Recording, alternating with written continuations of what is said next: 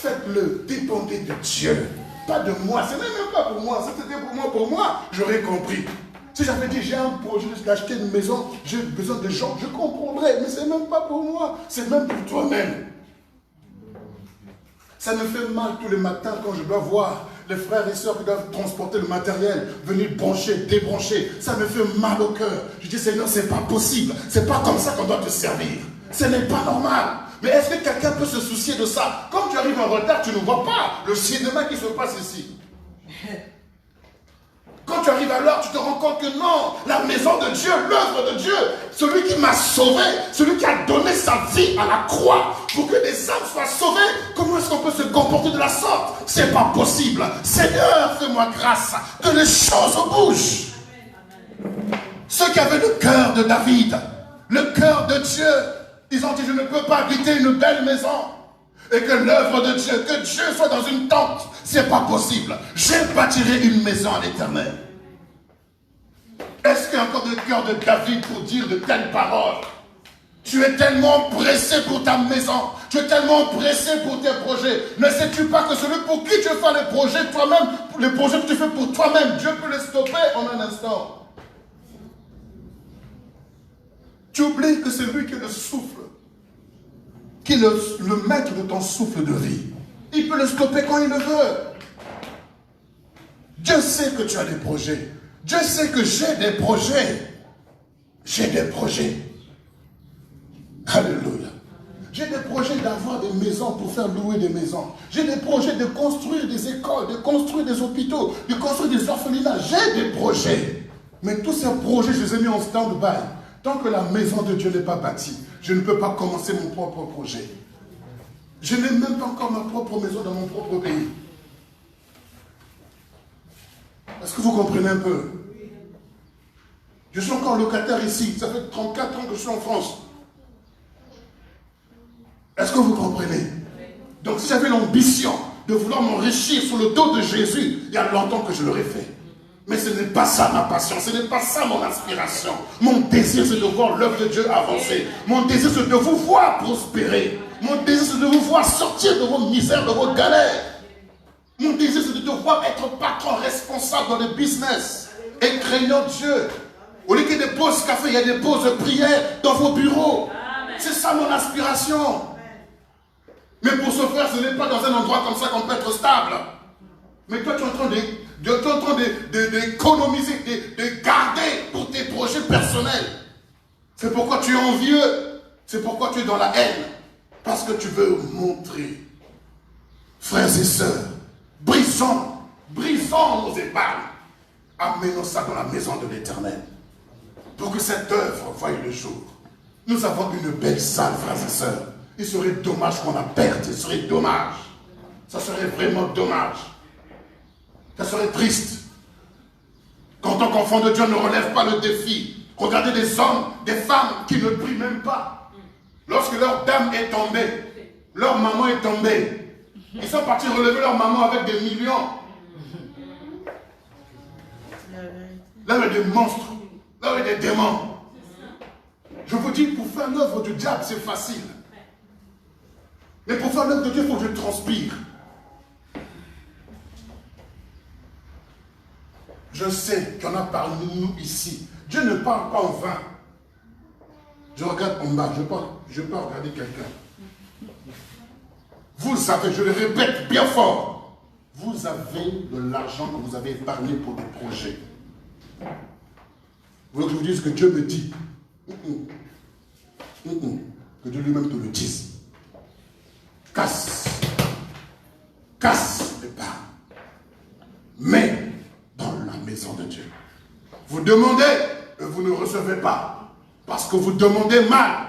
Dans le but de satisfaire vos passions. Adultères que vous êtes.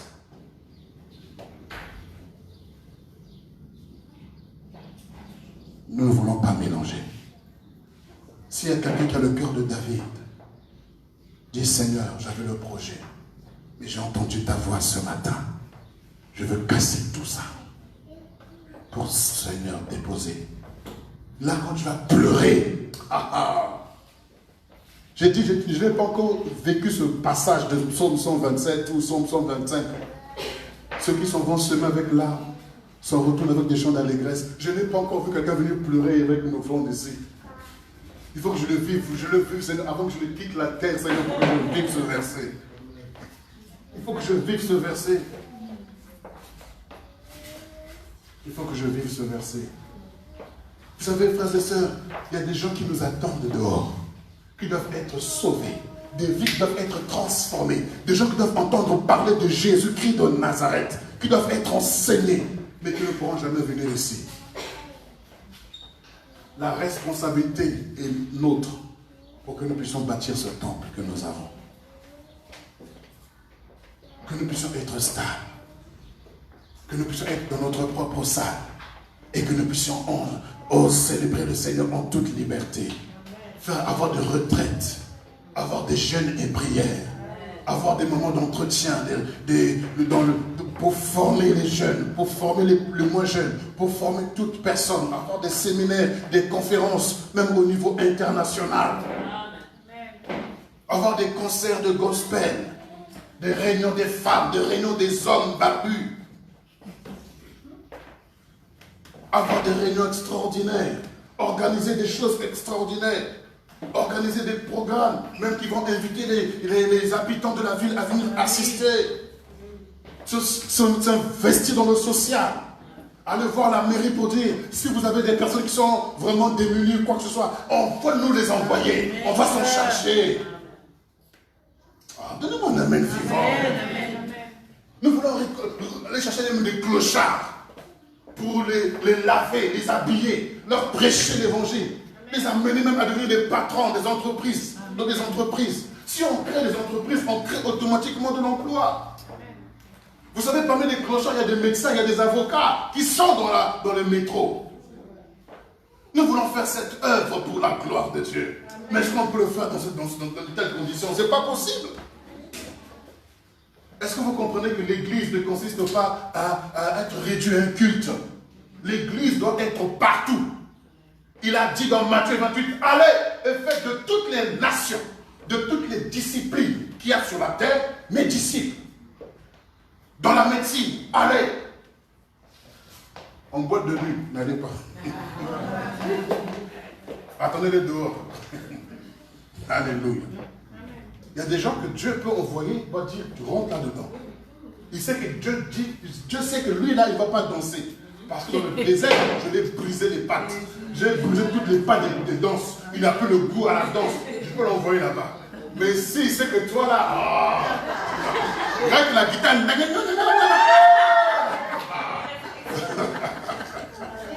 C'est fini. C'est pourquoi Dieu sait qui envoyait où. C'est vrai.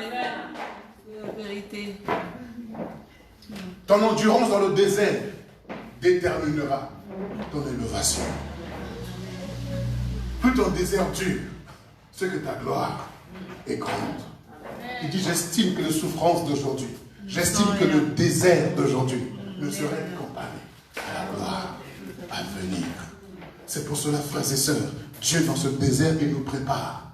Mais dépendant de lui, dans le désert, dépendant de lui. Quand tu apprends à dépendre de Dieu dans le désert, même dans l'abondance, tu seras tellement brisé que tu n'auras même pas l'appétit qu'on va te briser une table devant toi. Parce que tu sais ce que c'est. Tu donneras de la valeur à une cuisse de poulet. Tu donneras de la valeur à ce que tout le monde peut mépriser. Même une goutte d'eau, tu vas la valoriser. Parce que dans ton désert, tu n'avais même pas droit à une goutte d'eau. Frères et sœurs, sois un instrument du Seigneur pour le salut des âmes. Dépends de Dieu, que tes finances dépendent totalement du Seigneur. Humiliez-vous sous la main puissante de l'Éternel. Vous avez des projets, je le sais, mais le Seigneur te demande ce matin, est-ce que tu es capable de briser ton épargne et d'investir dans mon royaume? Veuve de Sarepta, est-ce que tu es prête à donner ton pot de farine pour que ce pot de farine se transforme en pain de vie et que la mort quitte ta maison? Que la mort quitte, la pauvreté quitte, l'échec quitte, l'angoisse quitte et que la vie prenne place. Est-ce que c'est possible? Oh, je veux dépendre de toi, Seigneur. Je veux dépendre encore de toi. De toute façon, je n'ai pas le choix. Tu m'as déjà lié, me noté. Je dépends de toi. Je ne fais que cela. Je suis ton esclave. Je dépends de toi, Seigneur. Et je veux dépendre davantage de toi. Et vous savez, mes prières déjà, Seigneur, même si quand tu vas m'élever davantage, je ne veux pas changer, je ne veux pas devenir orgueilleux, je ne veux pas m'éloigner des gens, je veux rester fidèle à toi, rester attaché à toi. Oh Seigneur, j'ai tellement vécu la souffrance, la galère, le rejet, l'abandon, le mépris, les critiques, les murmures, toutes ces choses. Seigneur, il faut que la honte soit roulée au-dessus de ma tête. Parce que je ne peux pas te servir et être dans la honte. Je ne peux pas te servir et être dans la confusion. Ceux qui ont la pensée de Christ peuvent discerner le ministère que nous avons. Ceux qui ont la pensée de Christ peuvent savoir ce que Dieu a préparé d'avance pour ce ministère. Et quand Dieu te révèle ce que nous sommes en train de devenir, attache-toi. Attache-toi. Alléluia. Vous savez, quand vous êtes dans votre voiture, vous ne connaissez pas la beauté de votre voiture. C'est ceux qui sont à l'extérieur qui peuvent vous contempler la beauté de la voiture. Et les gens peuvent regarder, waouh, waouh. Alors que dedans, il n'y a pas la clim. Mais ils voient sur moi la beauté, ils ne savent pas comment ça se passe. Mais le Seigneur te rend beau, pour que tout le monde t'acclame, t'apprécie. Mais à cause de ce que Dieu a permis que la clim ne fonctionne pas pendant un temps, tu ne peux pas être orgueilleux. C'est pourquoi souvent Dieu éteint quelque chose dans notre vie.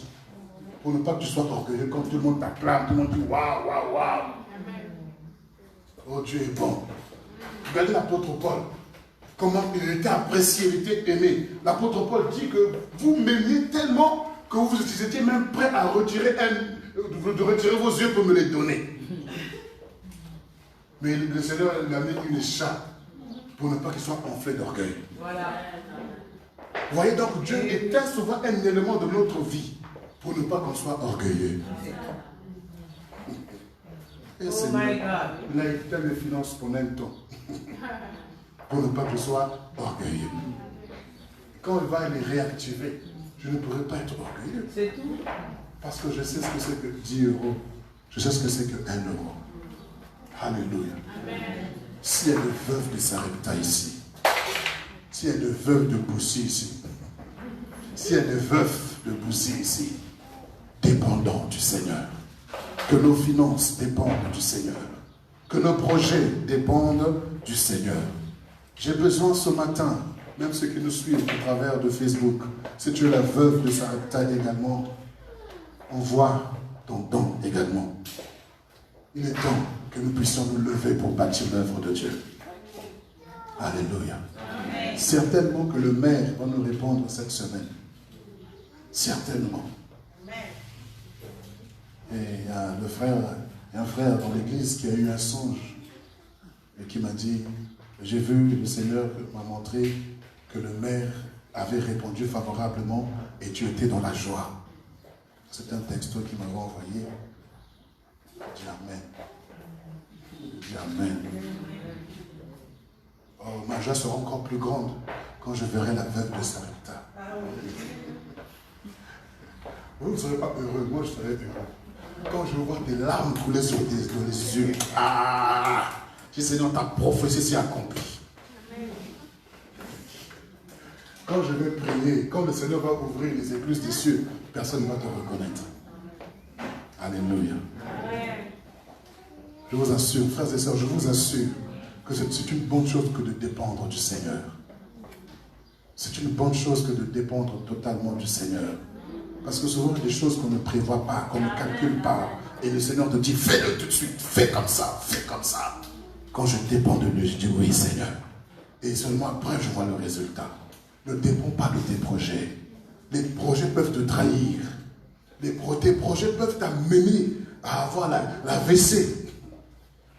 Tes projets peuvent t'amener à même douter de Dieu. Mais laisse que le projet de Dieu s'accomplisse et tu vivras le plan de Dieu dans ta vie. C'est simple. Amen. Amen. Cherchez premièrement le royaume. Et on a déjà trouvé le royaume. C'est plus la peine de le chercher. Maintenant, investissons premièrement dans le royaume. Et tout le reste nous sera donné par-dessus tout. Amen. Amen. Levons-nous dans la présence du Seigneur.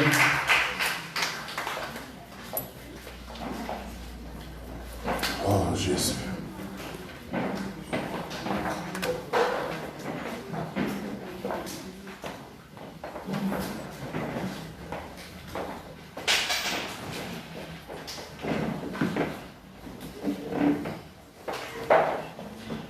Seigneur Jésus.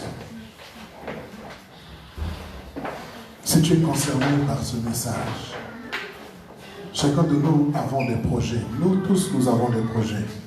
Et d'autres ont déjà quelque chose pour leur projet.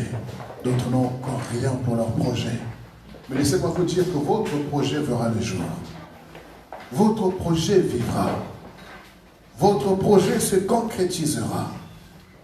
Votre projet se réalisera. Parce que Dieu n'est pas contre ton projet. Il a dit que le dessein que forme, le projet que forme le cœur vient de l'homme. Et la réponse que donne la bouche vient de l'Éternel. Il y a dans le cœur de l'homme tant de projets. Il y a dans le cœur de l'homme tant de projets. Mais c'est les desseins de l'Éternel qui s'accomplissent. Alors, au lieu de perdre du temps avec ton projet, va rapidement vers le dessein de l'Éternel. Accomplis le dessein de l'Éternel avant tes projets. Accomplis le dessein de l'Éternel. Parce que, oh, j'imagine si la veuve de Sarepta n'avait pas obéi à la voix d'Élie, elle aurait enterré certainement son enfant.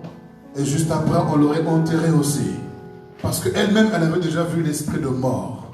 Elle avait déjà vu cela. Mais à cause de ce qu'elle a écouté la voix d'Élie, quelque chose s'est passé dans sa vie. Oh, si tu peux être sensible ce matin pour écouter la voix de l'Éternel.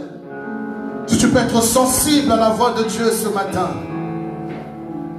pour briser ta cruche comme la femme samaritaine, pour briser le pot de farine comme la veuve de Sarepta, pour donner ton petit flacon d'huile comme l'a fait cette veuve également pour Élisée.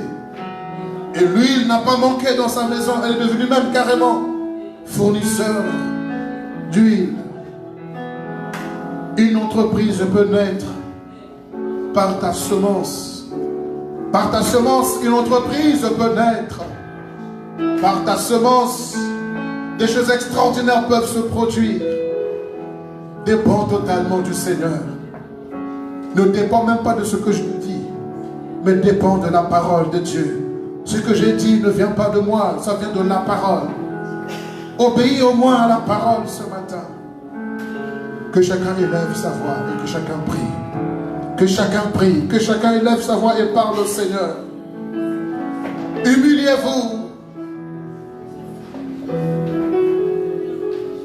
Approchez-vous de Dieu et il s'approchera de vous.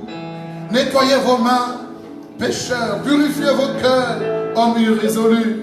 Sentez votre misère. Soyez dans le deuil et dans les larmes. Que votre rire se change en deuil et votre joie en tristesse. Humiliez-vous devant le Seigneur et il vous élèvera. Est-ce qu'on peut s'humilier devant le Seigneur ce matin? Est-ce qu'on peut se vider de soi-même ce matin? Est-ce qu'on peut se vider de ses projets ce matin? Est-ce qu'on peut vider son compte en banque pour le Seigneur ce matin? Est-ce qu'on peut faire ce sacrifice pour le Seigneur? Est-ce qu'on peut se livrer, s'abandonner totalement au Seigneur pour lui dire: Seigneur, je veux faire ta volonté, je veux réjouir ton cœur, je veux dépendre de toi. Je ne veux pas marcher selon mes desseins ni mes projets, mais je veux marcher selon tes desseins, selon tes projets. Je veux faire ta volonté et non ma volonté. Je veux progresser, je veux m'épanouir en toi. Je veux aller de l'avant, Seigneur. Je veux grandir dans ta présence, oh, en dépendant totalement de toi. Point d'orgueil, Seigneur, point d'orgueil. mais je veux dépendre de toi, Seigneur. Je ne veux pas être religieux, je ne veux pas être hypocrite, mais je veux être profond dans la présence, dans l'intimité, dans la communion avec toi. Je veux être profond, Seigneur. Aie pitié de moi, oh mon Dieu. Apprends-moi à dépendre de toi. Que ta pensée résonne dans mon esprit, que ta pensée résonne dans mes pensées, que ta pensée résonne dans mon âme. Oh Seigneur, je veux m'approcher de toi. Je veux m'approcher de toi et non pas m'en éloigner, oh Dieu. Je veux briser, Seigneur Dieu de gloire, ma carapace, briser ma conception, briser ma façon de voir ou de penser. Je veux briser toutes choses, Seigneur. Oh, briser mon compte en banque, briser tout ce qui a brisé, pourvu que ton œuvre aille de l'avant, pourvu que ta volonté se fasse dans ma vie, Seigneur. Oh Éternel, j'ai parlé comme tu as voulu que je parle ce matin. Je me suis exprimé comme tu l'as voulu ce matin, oh Dieu. Tu as dit dans ta parole, le semeur sortit pour semer. Il y a eu la semence le long du chemin. Il y a eu la semence, oh Dieu de gloire, dans les endroits pierreux, parmi les épines. Mais il y a eu aussi la semence dans la quatrième terre. Seigneur, tu connais le cœur de chacun. Je ne voudrais pas insister, oh Dieu, pour ne pas faire les choses dans la chair. Mais laisse que ton esprit, oh Dieu, que ton esprit convainc les cœurs, que ton esprit parle, Seigneur.